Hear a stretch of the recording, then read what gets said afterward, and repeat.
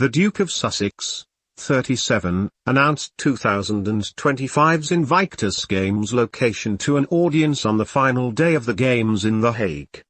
Harry arrived in the Netherlands last Friday with his wife Meghan Markle, 40, and the pair attended the first few opening days of the sporting event for injured and sick military personnel and veterans across the world.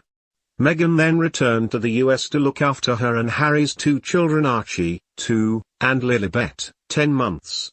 Harry, however, stayed to attend the full course of the Games, which he launched back in 2014.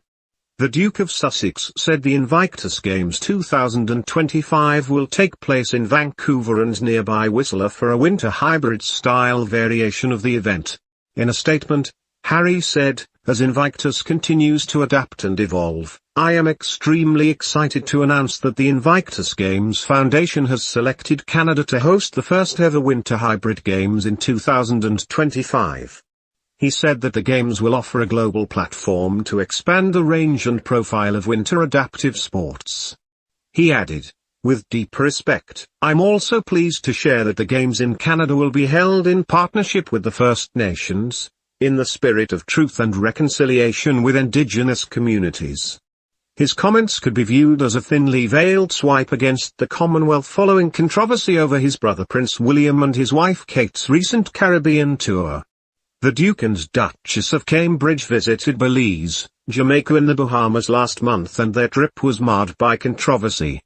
The royal couple faced protests, allegations of modern-day colonialism and renewed calls for the realms to finally become republics during the tour's 8-day tenure.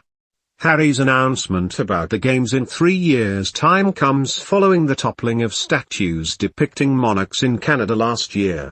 Statues of Queen Victoria and Elizabeth II were torn down amid growing anger over the discovery of unmarked graves belonging to Indigenous children.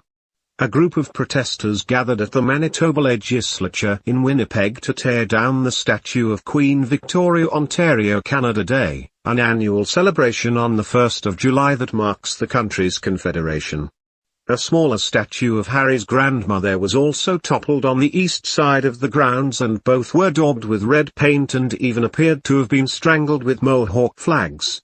The royal women are seen as representative of the royal family's colonial history.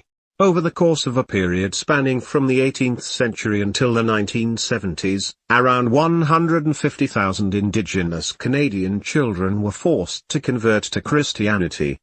These children were not granted the opportunity to use their native languages after being sent to Catholic schools.